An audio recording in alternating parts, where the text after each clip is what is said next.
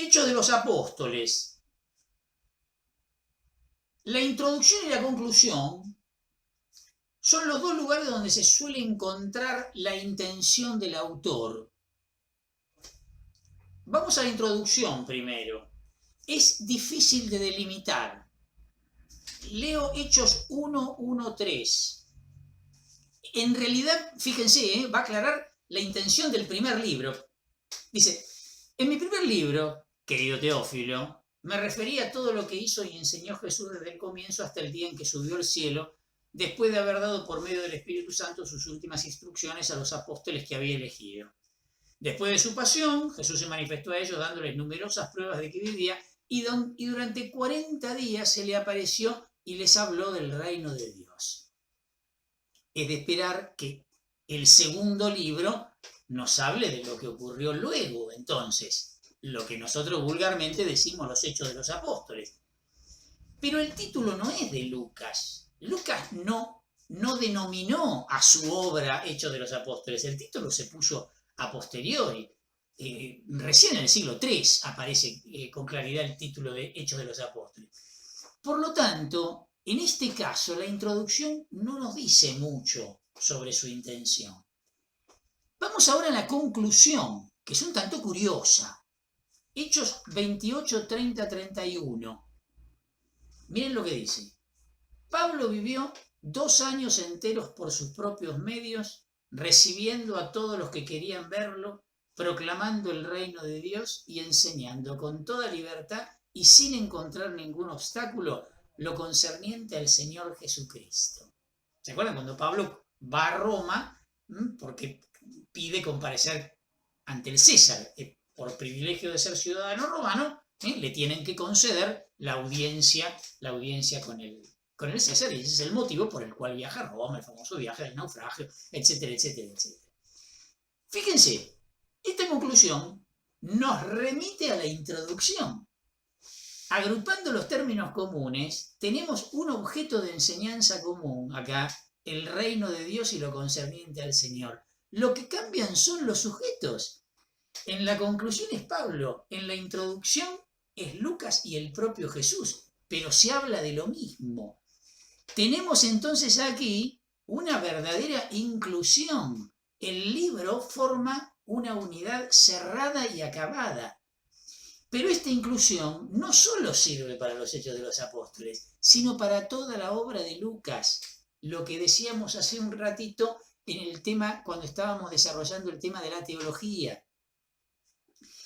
El libro de los Hechos, entonces, no se trata tanto de los Hechos de los Apóstoles, sino de una obra en la que se habla del anuncio del reino de Dios. Y en todo caso, los apóstoles que aparecerán en orden a este fin, que es el que tiene evidentemente la obra.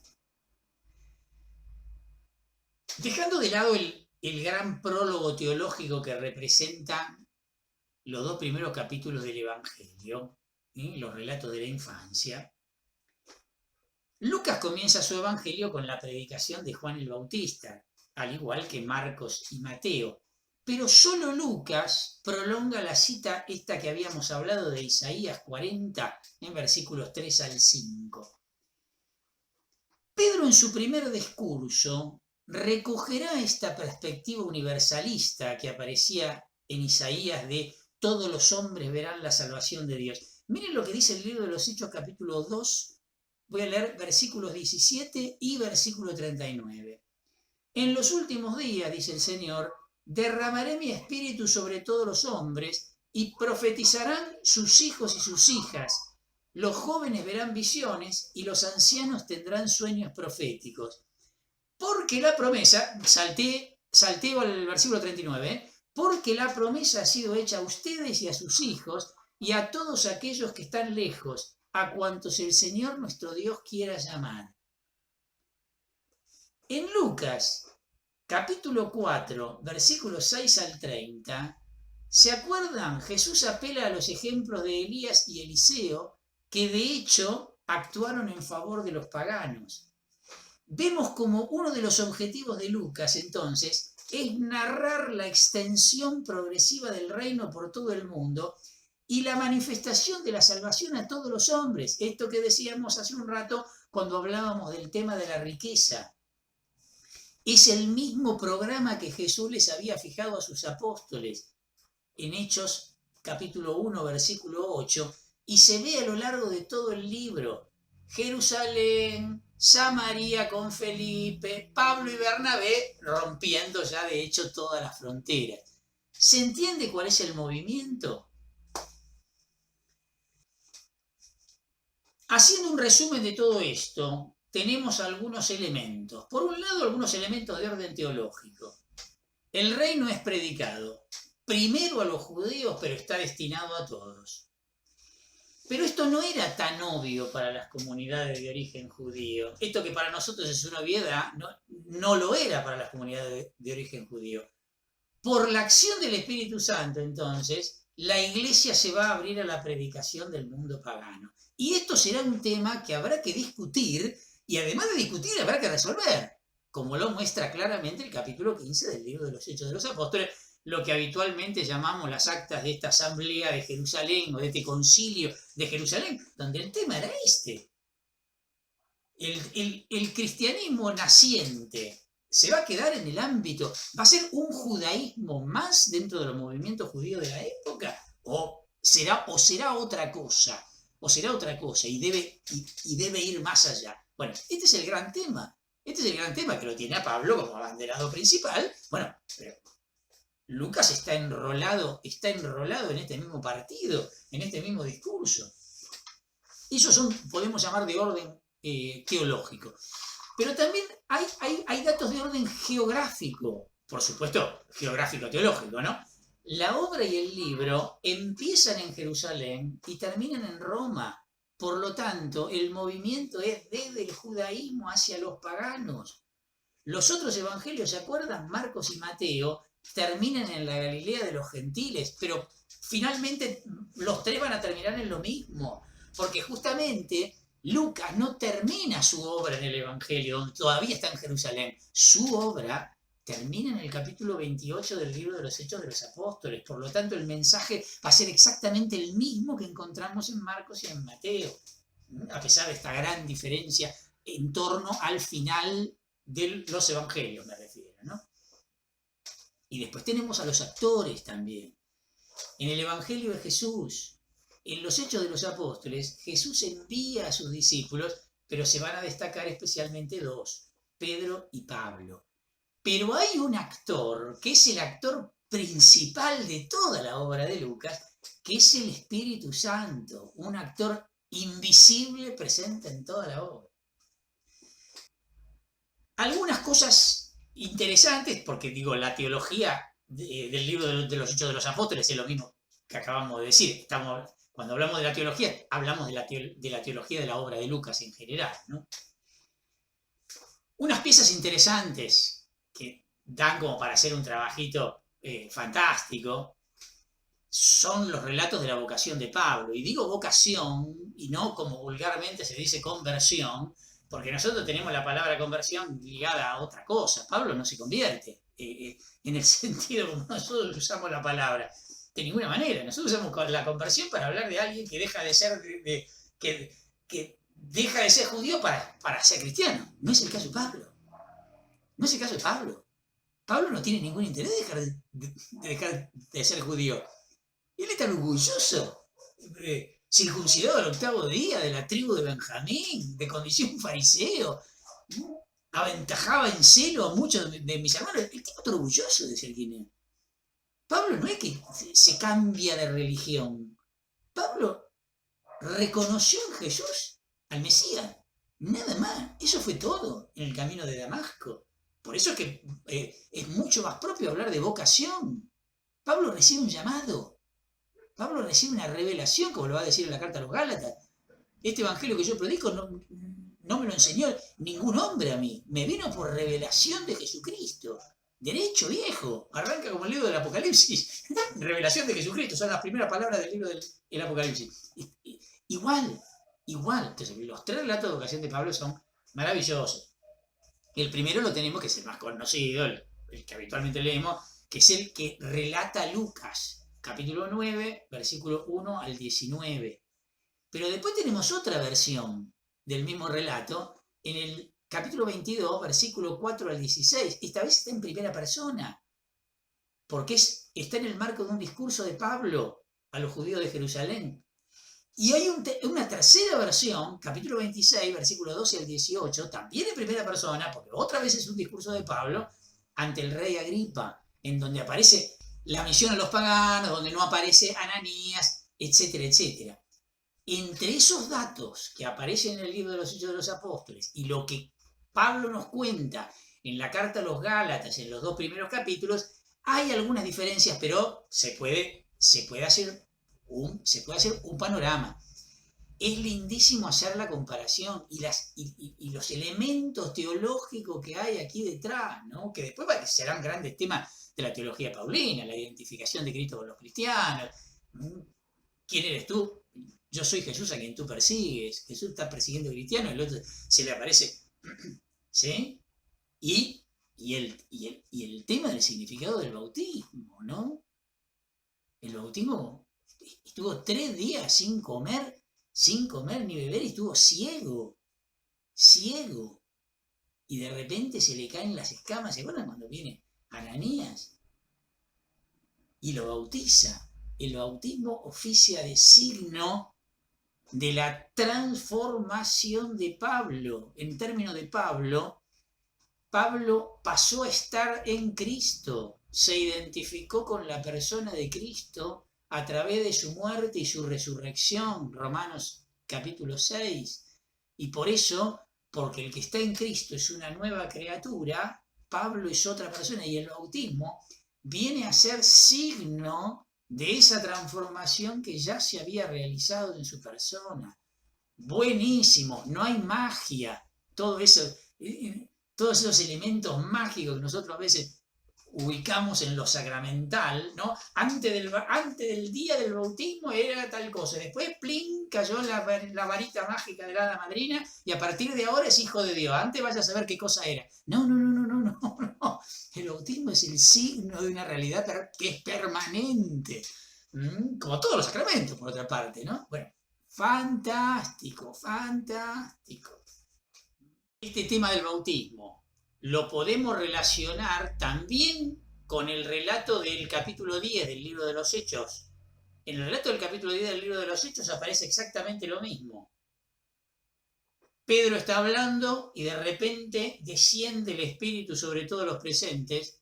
Y entonces, ¿qué hace Pedro con criterio, con sentido común? Dice, ¿cómo le vamos a negar el bautismo a aquellos que acaban de recibir el Espíritu Santo?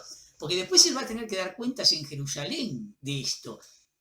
Va a tener que dar cuenta, bautizaste un pagano, ¿qué te pasa? Le dijeron a la comunidad de Jerusalén. Y va a tener que dar cuenta. Pero miren, peor lo que pasa en el capítulo 10. Porque en el capítulo 10 primero aparece la confirmación, hablando en términos nuestros, en términos sacramentales instituidos. Primero aparece la confirmación y después recién viene el bautismo. Punto número 1. Y el famoso tema de ya no soy yo quien vive, sino que es Cristo quien vive en mí. Y esto está clarísimo. Es el reconocimiento de lo que Pablo reconoce en el signo del bautismo, de lo que Pablo reconoce en el encuentro con el Jesús resucitado, que es el Hijo de Dios, que es el ungido, que es el Cristo. Esto es lo que está reconociendo Pablo. Yo siempre digo, medio en broma, medio en serio, pero no, lo digo en serio. Pablo no está diciendo, ya no soy yo quien vive, sino que es Jesús quien vive en mí. Porque si Pablo hubiese dicho eso, tendríamos que pedirle un turnito con un psicólogo, porque tendría un problema de personalidad. No sabe quién es. No. Pablo no tiene ningún problema de personalidad. Él no tiene confundido a Jesús y a sí mismo. Pablo está diciendo que es Cristo quien vive en mí. ¿Y qué significa Cristo? Cristo significa el ungido. Acuérdense, Christos, Mesías, ungido. La misma palabra en 3 lenguas distintas. Pablo se reconoce el ungido. en la identificación con Cristo, pasamos a ser hijos de Dios. Bueno, lo va a desarrollar en la carta a los romanos esto, ¿no? Todo lo que son capítulo 8, versículo 14 al 17, todo lo que son conducidos por el Espíritu de Dios son hijos de Dios. Bueno, Pablo se da cuenta de esto. Yo soy el Hijo de Dios. Yo soy el Cristo, dice Pablo. Y nosotros estamos invitados a hacer el mismo proceso personalmente. El día de nuestro bautismo es el día en donde se escucha la voz del cielo, se abre el cielo y se escucha la voz sobre cada uno de nosotros. Vos sos mi hijo muy querido en quien tengo puesta toda mi predilección. Y no desde ese día, del mismo modo que Jesús, que era hijo de Dios desde la panza de María, y pasado mucho tiempo vino la revelación en el Jordán, ¿correcto? Pero él es hijo de Dios del principio. Bueno, nosotros lo mismo. Y el bautismo oficia de lo mismo, a pesar de que es distinto el bautismo de Juan, sí, por supuesto, pero vamos a otra materia, es otra materia esa. Nos vamos de acá. Por supuesto que tengo perfectamente claro que una cosa es el bautismo de Juan y otra cosa es el bautismo cristiano en el Espíritu. Pero la significación es la misma. ¿Y se entiende? No, esto es impresionante. La ascensión, elemento fundamental que aparece, es como la bisagra entre el Evangelio y el libro de los Hechos de los Apóstoles. Aparece al final del Evangelio y al comienzo del libro de los Hechos de los Apóstoles. Lucas es el único que la relata. Lucas 24, 50, 53 y Hechos 1, 1, 11. Obviamente es un relato simbólico, ¿no? Digo, lo aclaro por las dudas.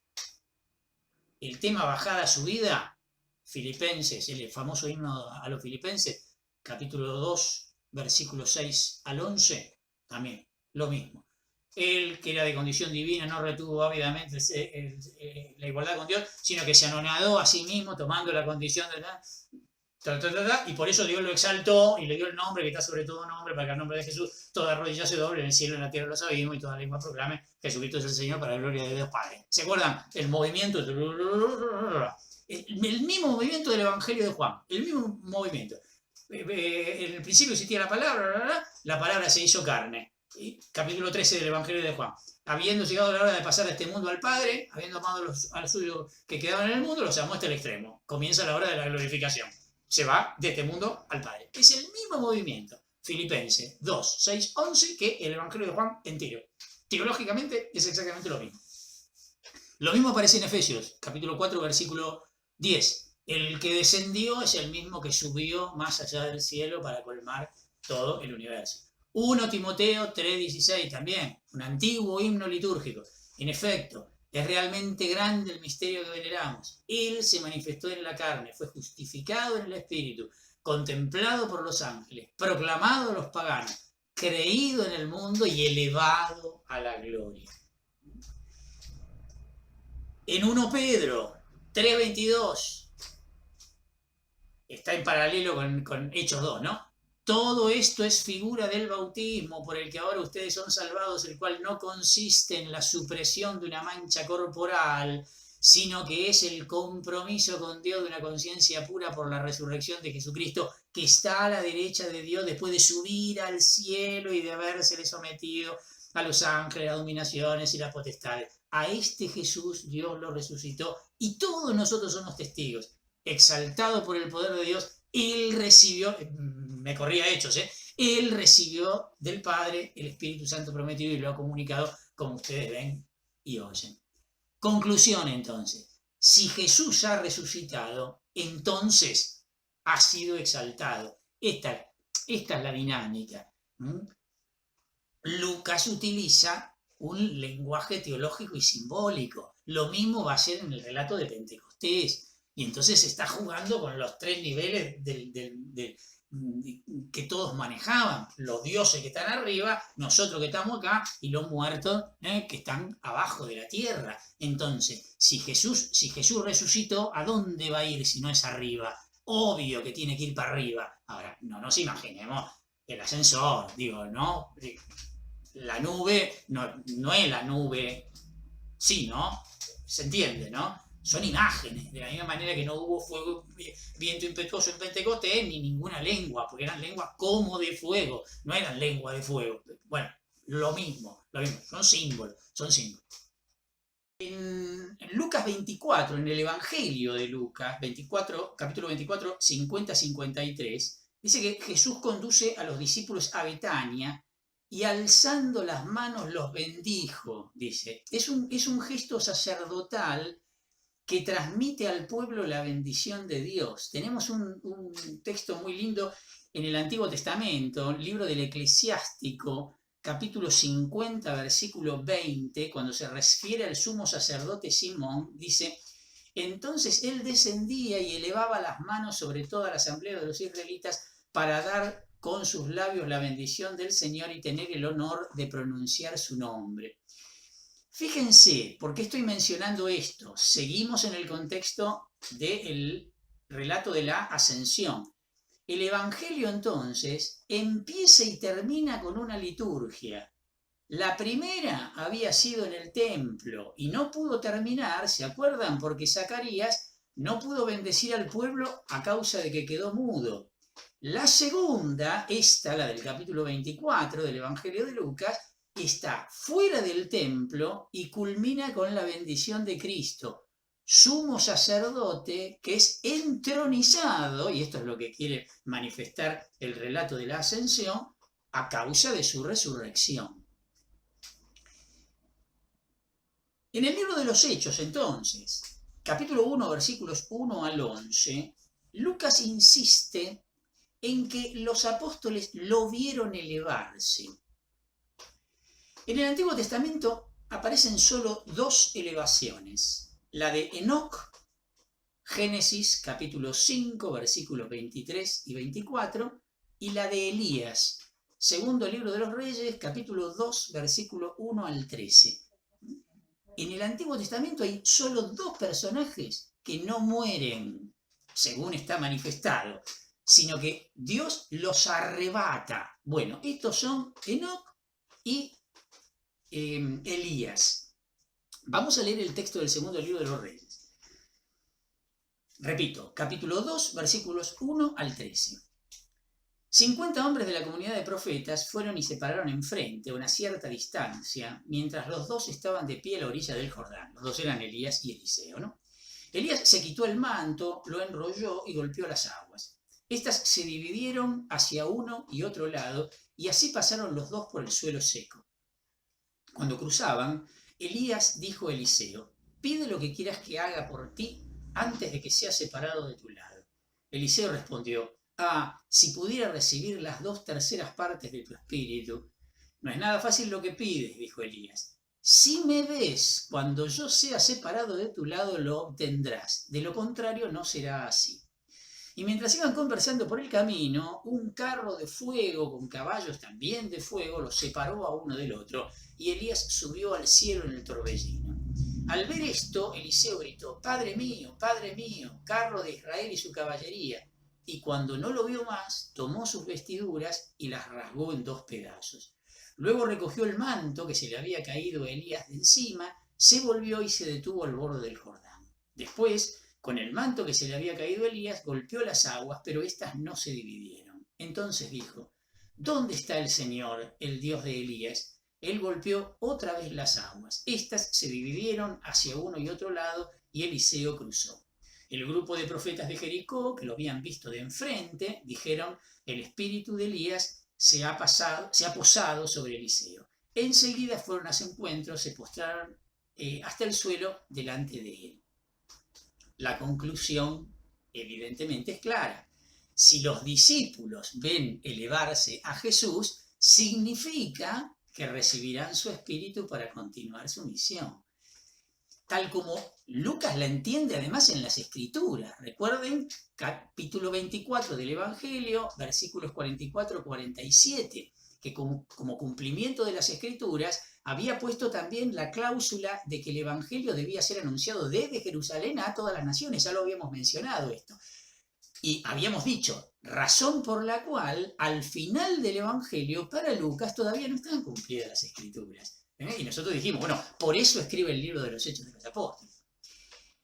Vieron que además de esto de que lo vieron elevarse, dice que se quedaron mirando el cielo. Simboliza tal vez esto la expectativa de la primitiva comunidad en la venida inminente de Cristo. Lucas responde corrigiendo, no se queden mirando al cielo, no se trata de andar sentados esperando que Cristo venga por... no, recuerden cuando se está escribiendo esto. La expectativa de la inminencia la vemos muy claramente, especialmente en la carta de Pablo, que son textos mucho más cercanos a los acontecimientos. A esta altura del partido ya nos vamos dando cuenta que la parucía, nadie sabe el día ni la hora. Lucas además introduce un tema cronológico acá. Y en el versículo 3, siempre del capítulo 1, dice, después de su pasión, Jesús se manifestó a ellos dándoles numerosas pruebas de que vivía, y durante 40 días se le apareció y les habló del reino de Dios. La sucesión es para expresar la riqueza del misterio. Recuerden que este tema de los 40 días aparece solo en el libro de los Hechos, ni siquiera en el mismo Evangelio de Lucas. Hay que traer todo el simbolismo bíblico del número 40. Y además, tal vez es la preparación de la iglesia equivalente a la preparación de Cristo en el desierto antes del comienzo de su vida pública, antes de lo que podríamos llamar su misión. Lo mismo va a ocurrir con Pentecostés. Lucas ubica el relato 50 días después de la Pascua. La referencia la encontramos en el libro del Éxodo, capítulo 23, versículo 16. Dice, también celebrará la fiesta de la cosecha, o sea, de las primicias de tus trabajos, de lo que hayas sembrado en los campos. Y al comienzo del año, cuando recojas los frutos de tu trabajo, celebrarás la fiesta de la recolección. Esto es lo que se terminó llamando fiesta de Pentecostés, que desde el siglo II antes de Cristo conmemoraba el don de la ley en el Sinaí, o sea, la alianza a través de la cual el pueblo se había convertido en el pueblo de Dios. Esto no lo tenemos que perder como referencia. Acá suele surgir la pregunta, siempre, ¿no? Más cuando uno lo compara con el Evangelio de Juan, capítulo 20, no sé si recuerdan la primera aparición de Jesús resucitado en el Evangelio de Juan, ¿se acuerdan cuando estaban cerrados? A puertas cerradas por temor a los judíos, que Jesús se aparece en medio de ellos, les dice, la paz sea con ustedes, sopló sobre ellos y les dijo, reciban el Espíritu Santo, así como el Padre me envió, yo los envío a ustedes, etcétera, etcétera, etcétera, ¿no? Entonces, aparece la pregunta lógica, ¿no? ¿Cuándo vino el Espíritu Santo? ¿El domingo de Pascua o el día de Pentecostés? ¿No? Entonces, normalmente se suele decir, no, como Juan es más simbólico, Lucas, que está contando la cosa como mucho más, entre comillas, ¿no? Históricamente, tenemos que asociar la venida del Espíritu Santo a Pentecostés. No, el Espíritu Santo no vino, primero y principal, no se trata de elegir cuándo vino, si vino en Pascua o si vino en Pentecostés. Porque el Espíritu Santo no vino ni en Pascua ni en Pentecostés. El Espíritu Santo está. Lo que se quiere expresar acá es la conciencia por parte de los discípulos de la presencia de ese Espíritu. Al recibirlo, ni más ni menos que de Jesús resucitado. En los dos casos. En esto coinciden absolutamente, o del Padre por intermedio de Cristo, como más les guste, Los dos tienen intención teológica, no es que hay uno que tiene intención teológica y el otro que está relatando los acontecimientos históricos. En Juan la intención teológica está clarísima, en Juan es todo ya. La hora de la glorificación consuma la obra de Dios, por lo tanto, obviamente no hay nada que esperar. Con la resurrección de Cristo llega la salvación y por lo tanto esa salvación manifestada en el don del Espíritu. Listo, ya está. Digamos, como con Juan es clarísimo, ¿no? ¿Se acuerdan, no? El que cree tiene ya la vida eterna. Juan habla del kairos, habla del tiempo de salvación. Punto. En Lucas, ¿qué es lo que está pasando? Lucas tiene otra intención teológica que lo hace ubicar el acontecimiento de Pentecostés, en la fiesta de Pentecostés, quiero decir. ¿Qué significaba la fiesta de Pentecostés? Justamente el don de la alianza. A partir del cual el pueblo reconoció ser el pueblo de Dios.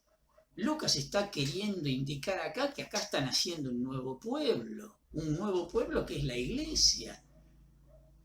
Por eso lo asocia a la fiesta de Pentecostés. Y además, no sé si se dieron cuenta, el relato de Lucas está compuesto en espejo, no en paralelo, en espejo con un famosísimo relato del Antiguo Testamento.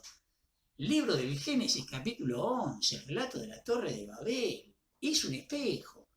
El relato de la Torre de Babel toda la humanidad era de un mismo lenguaje, y a causa del pecado comunitario, el pecado social, vamos a construir una ciudad con la cúspide en los cielos, pero, ¿sí? el querer ser como Dios es la versión comunitaria del pecado de Adán y Eva, exactamente lo mismo. Dios baja y confunde las lenguas y cada uno se separa. Acá arrancamos desde esa situación que dejó el relato de la Torre de Babel, los distintos pueblos representados en todos los judíos que había en Jerusalén ese día, porque además la fiesta de Pentecostés reunía, era de las fiestas de peregrinación. Entonces los judíos de todos lados iban a Jerusalén. Y Lucas dice, reunidos de todas las naciones que hay sobre la tierra, una exageración, ahí no había ni chinos ni americanos, había ahí, pero no importa, dale, vale, el mundo conocido de la época, ¿ok? Bueno, y por lo contrario del pecado, del relato de la Torre de Babel, acá por acción del Espíritu, ni más ni menos, se unen en un mismo mensaje, para ahora formar otra vez un solo pueblo, que es la vocación de la iglesia. Impresionante. Y hay otra cosa acá que vale la pena, no nos vamos a extender porque quiero que veamos algo después, pero simplemente lo menciono. ¿Qué es lo que está pasando acá? ¿Estos no son todos galileos? ¿Cómo es que cada uno los escucha hablar en su propia lengua? Ojo, el texto es muy clarito. Acá no hay una indicación de hegemonía por parte de los portadores del mensaje, sino todo lo contrario. A ver, lo pongo en estos términos para aclararlo rápido, para no tener que utilizar tanto tiempo en aclararlo. Acá caben dos posibilidades. O que todos los que estaban ahí de algún modo entendían lo único que estaban diciendo los discípulos, o los discípulos eran capaces de hablar de tal modo que todos podían entenderlo, como sugiere el texto. ¿Cómo es que cada uno de nosotros lo escucha hablar en su propia lengua nativa? Pongo un ejemplo actual. ¿Qué quiere decir? Que los discípulos hablaban la lengua de cada pueblo. ¿Y por qué hago esta aclaración? Porque hoy podría haber un ejemplo paralelo para decir, bueno, los discípulos lograron hablar de una manera que pudieran entender todos. Hablaron en inglés. Y más o menos como el inglés es universal, cada uno entendía lo que decía, porque de algún modo todo el mundo chapucea un poquito el inglés, que es lo que pasa en cualquier aeropuerto. No. Eso sería hegemonía del discurso. No, acá hay lo que hoy llamamos inculturación. La iglesia es la que se adapta al destinatario, o al misionado, o al catequizado. Ojo con esto, por favor. No es el misionado el que tiene que adaptarse a la iglesia, que fue lo que pasó en la conquista acá en América. Había que europeizarse, había que cristianizarse. No, es lo contrario lo que está planteado acá. No, esto es una maravilla. Da como para que sigamos hablando 3 materias de esto, pero creo que está entendido el mensaje. Una genialidad. Bueno, además, es que está de la mano del gran tema de Lucas, que es el universalismo de la salvación. Que la salvación debe llegar hasta los confines de la tierra. Fantástico. Una última aclaración que hago, digo, porque no la podemos pasar por alto. Los resúmenes de Lucas, los famosos resúmenes de Lucas, en donde va describiendo de algún modo qué es lo que va pasando con la comunidad cristiana. Lindísimos. Tenemos el primero de ellos, lo tenemos en el capítulo 2, versículo 42 al 47. Lo recontra conocemos, lo hemos leído 400 veces.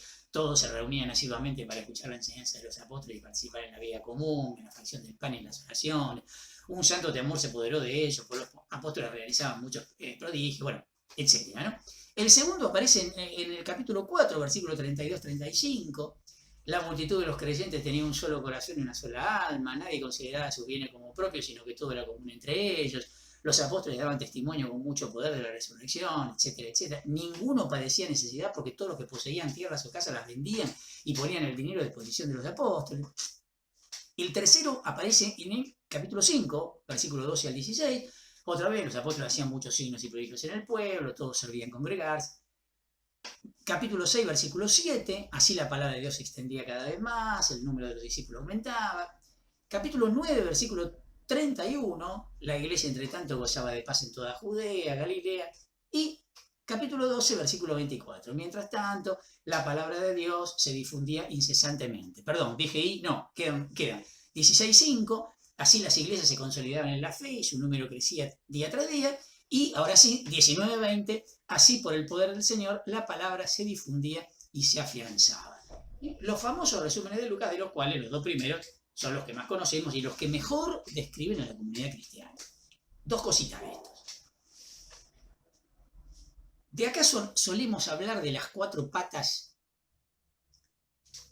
de la comunidad que presenta Lucas, ¿no? A partir de 4 conceptos griegos: liturgia, diaconía, martiria y koinonía.